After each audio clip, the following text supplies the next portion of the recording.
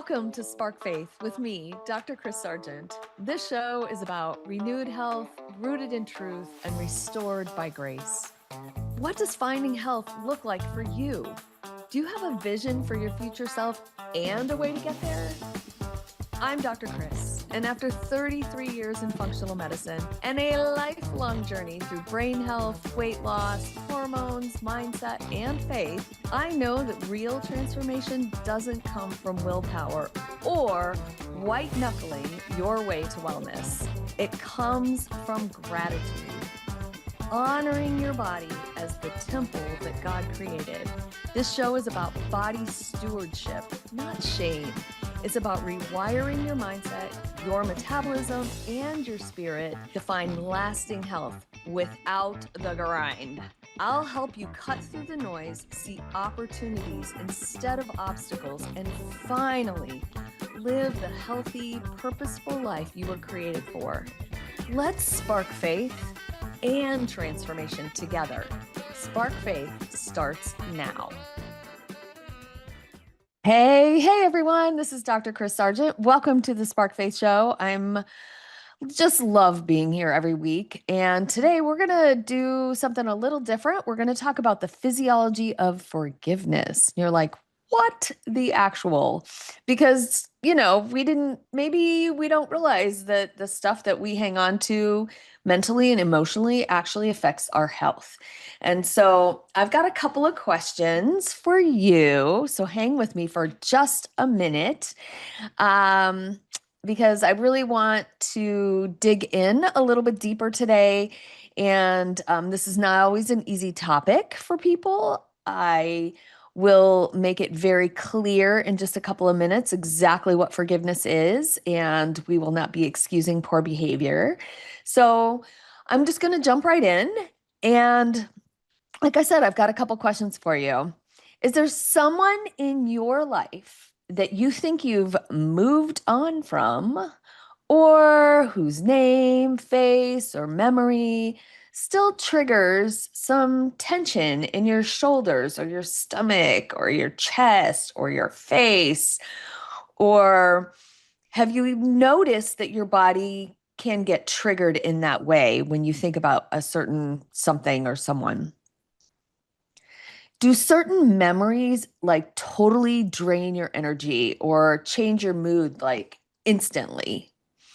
Or is there a topic that you just like shut down that you do not want to go there? Do you ever replay conversations or someone's actions in your mind even years later, and your body reacts even before your brain can kind of catch up with what's happening? And then, do you feel stuck? Like physically, emotionally? Maybe it's a weight loss issue. Maybe it's another like chronic health issue, and you can't really explain why. Well, if you said yes, really, to any one of those, your physiology may actually be carrying a burden that your heart and your mind thought that it moved past. You're not alone. I've definitely been there, and I'm going to tell you a short story about my mom, who I love dearly. And for the record, she knows or knew, she's not on this planet right now, but she knew that this was going on. So this was open conversation between the two of us. There was just a time when my mom didn't always support me. We grew up like kind of a normal childhood-ish. And we were really good friends. But there was a time where I knew that I had to make some decisions that she was not going to agree with. And some of them were about when I had my babies. I had my babies late, like I was 40-ish when I had my babies. So I had already decided to breastfeed my kids and feed them more differently than she would have. And she would not really accept all those things. And we really got into it a lot, and it really crumbled some of our relationship. And I noticed that every time we would talk about it, my stomach would get all tight, my shoulders would tense up. I would just have this little scratchy thing like in the back of my eye and my brain. And I was kind of irritable. There was just this emotional undercurrent that disrupted moods and my reactions to her. And I had to realize at some point that all of this was happening to me and she wasn't bothered by it at all. So my holding on to the fact that she didn't agree with me was affecting me and not really her.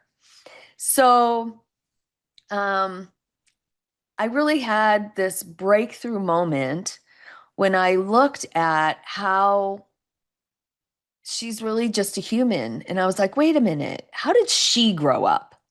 What were the messages she received from her mom or my grandma?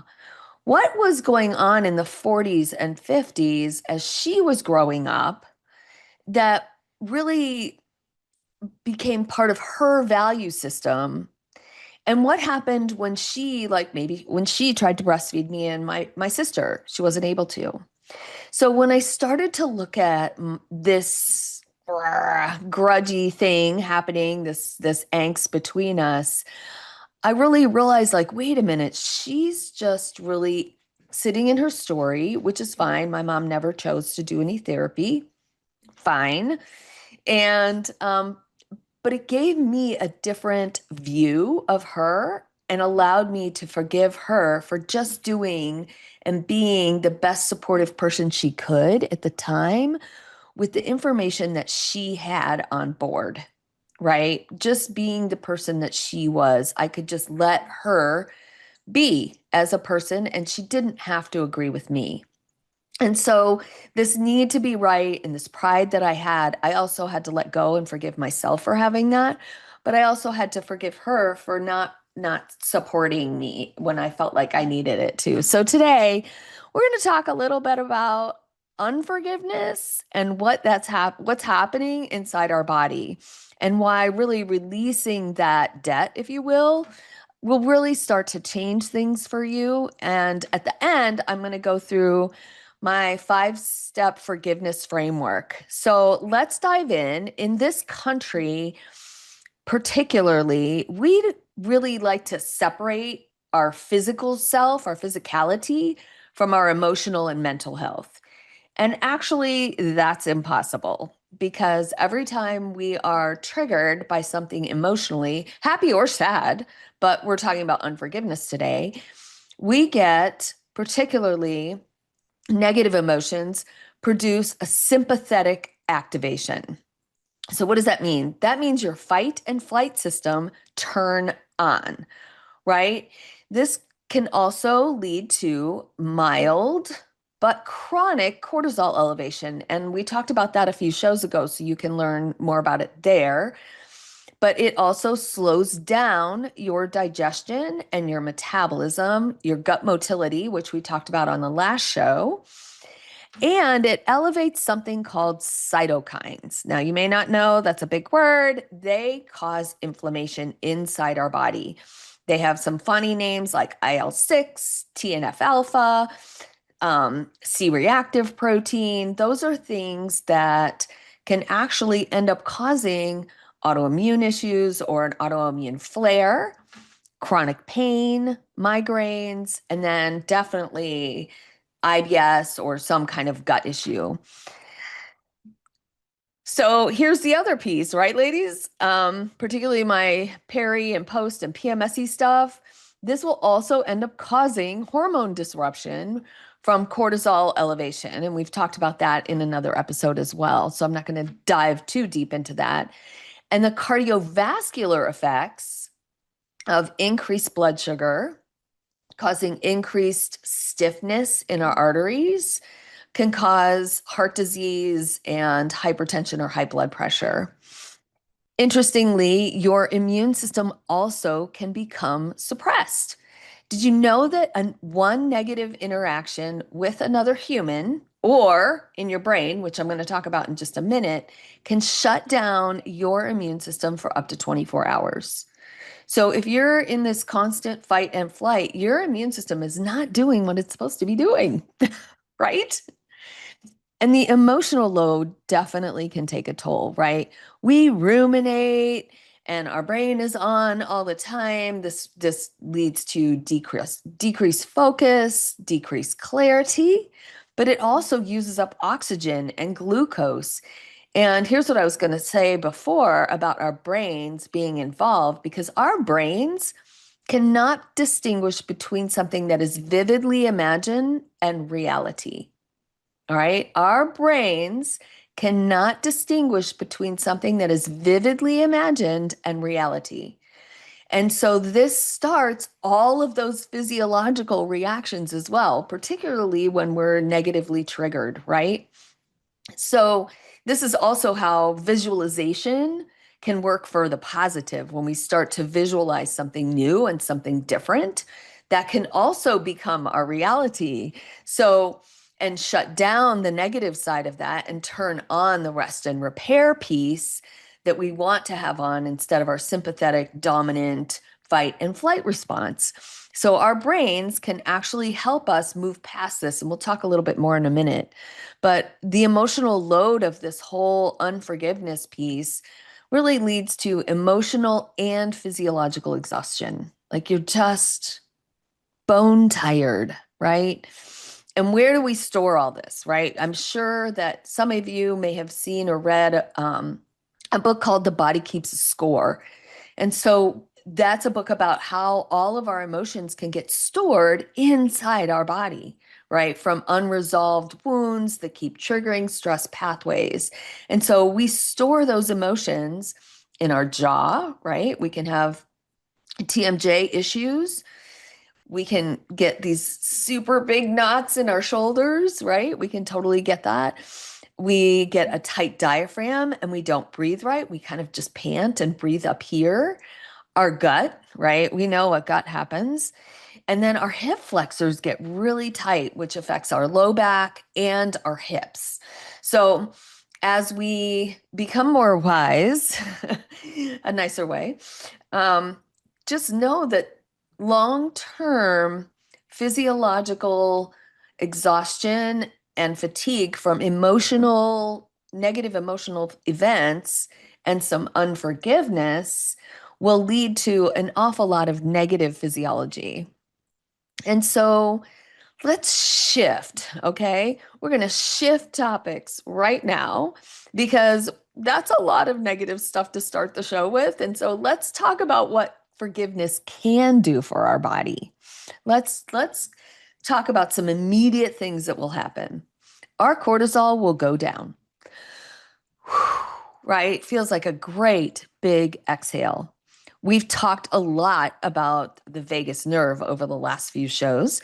And so we can get a better vagal tone, which leads to better digestion, better emotional regulation, and like our gut brain connection can definitely be improved. Our muscles and our fascia, like all of our connective tissue, can release. And all those cytokines that I talked about before, the TNF alpha, IL-6, all these inflammation will also diminish. So that's just some short-term stuff. What about some long-term stuff? Because honestly, if you've carried some stuff for a long time, you've already maybe feeling some of the long-term outcomes, but it's never too late. This is the best news, right? It's never too late to shift. And so we can improve our cardiovascular resilience. We can shift our metabolism, right? No more cortisol interference. We can have better blood sugar. We can shoot through our food better, like all the things. We can have better emotional clarity, better mood, and easier relationship connections, even if it's not with that one person.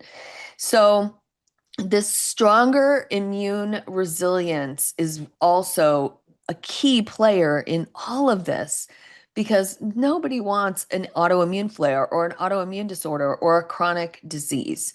Nobody wants that. And I think I've said from the very beginning that the whole body does work together, regardless of whether we want to talk about it that way or not.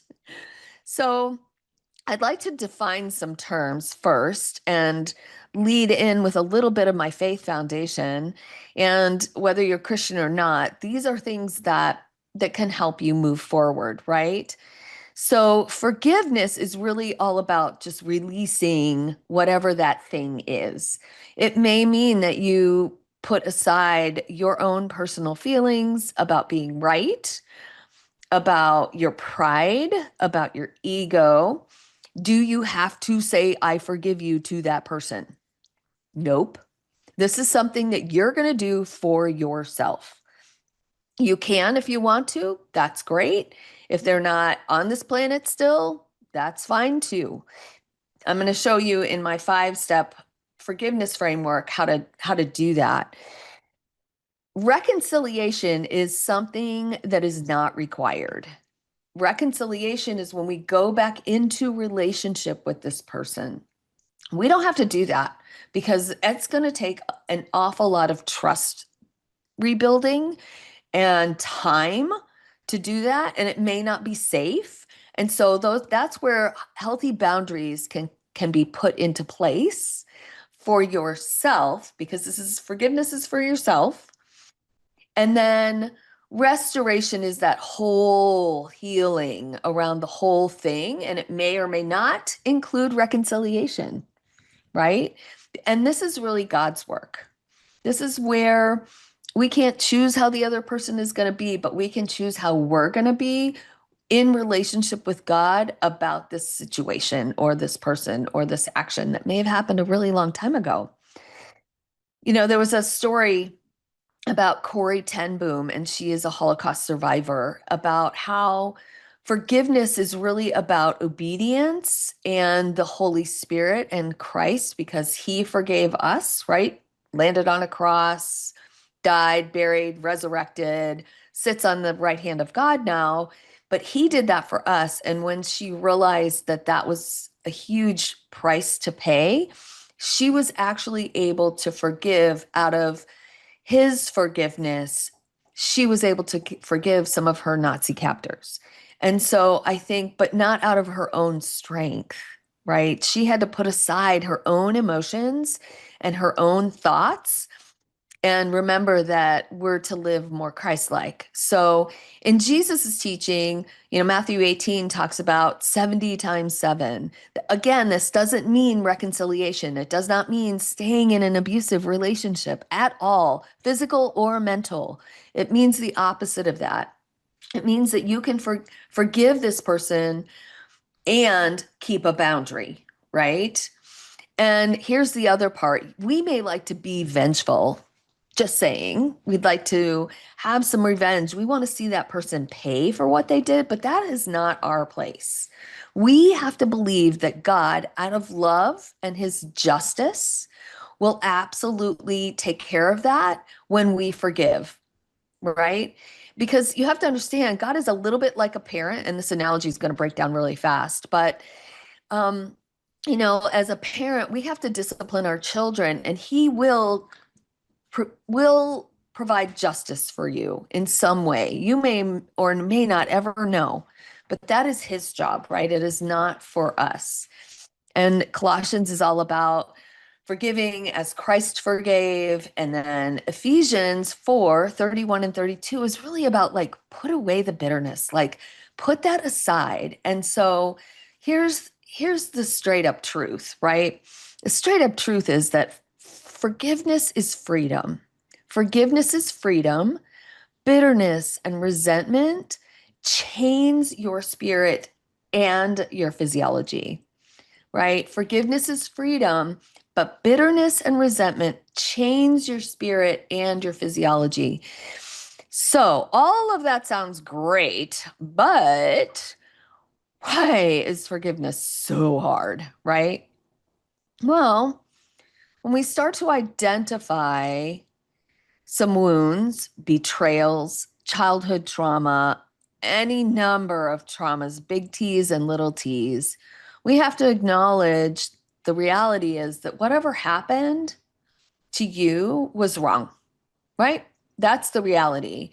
But holding on to unforgiveness just keeps that wound active inside your body. The nervous system protection that gets created is because your body believes that letting go of it is dangerous. And so we've already said that what happened was wrong and that you don't have to reconcile the situation, but you can forgive the situation, right? Or the person. And so there's actually no danger if it's not currently happening. And that's something that we have to get into our heads, right? And this really becomes a spiritual battle, right? This is what makes it so hard is that bitterness is like a root, right? Like a weed, like dandelions in the spring, right? You think you've got one, but five more pop up, right? And so that bitterness just continues to spread. And it's like the Scrooge or the Grinch, right? The heart is just so small and it keeps getting smaller and harder that bitterness distorts our perception. And so that really makes it difficult to move forward. And we have some pride and we have to be careful with our own sense of self, right? So to forgive, your body has to feel safe, right? And your brain has to feel safe. So let's talk about how we're going to get there. And we're going to use some functional medicine and faith so that we can move forward to forgiveness. So let's reset our body first, right? We're in the process of forgiving somebody, and it is a process, and it may take more than one time, and it may be an onion that you get to peel. Ugh, hate those onions, right? However, Shrek wasn't wrong, or Donkey wasn't wrong, right? We're like onions. And so we have to do some breath work, right? That slow breath in and then a nice big sigh out, right? Those kind of things 4 to 6 times can start to calm our vagus nerve. Right? Let's find something to release our body or a somatic release. Getting our feet on the ground in the grass or the snow, maybe, or the beach can really start to ground our heart and our gut. Doing some crazy shaking out of our arms, right? Opening up our chest, like putting your arms behind your chair and just allowing your chest to open up. Some slow, gentle walking with maybe some spa music, like really just breathe, get out in nature if you can, and just gently walk and be nice to yourself. Because what happens to our body is we close in on ourselves and we can't breathe and we can't shake our arms and our chest closes in. It's really hard to walk like this. So grounding and opening will start to open up your body as well. And then our nutrition piece, we've talked a lot about anti-inflammatory nutrition already. Omega-3s, some magnesium, some turmeric or curcumin, right? Get rid of the hyper-processed foods, reduce your gluten and sugar, and those things will decrease those cytokines, those nasty cytokines, the inflammatory cytokines. So now that we've got our body in a better place, which takes a little bit of time, right? This doesn't happen in a day or a meal. We can reset our heart at the same time. So let's name the wound, right? Name that wound and write it down. Maybe write it all down, tear it up, burn it, shred it, whatever you have to do to help release that. And then really trust God for the justice. God is love and justice, like I said before. And you can have those good boundaries without being a judge. So, the 5 step forgiveness framework that I promised that I would tell you about. First, step one is to identify that draining person or situation or wound or trauma, big T, little t. Journal out their story first. It's going to be hard. You're not going to want to look at it. You're going to want to be like, they're not a person. They're just a beast. They have a story too. And then write out your story and really look at the reality of that. This will help build better understanding, not excuses, no excuses, just understanding, right? And see them as a human being, as another human created in the image of God, maybe not acting like that.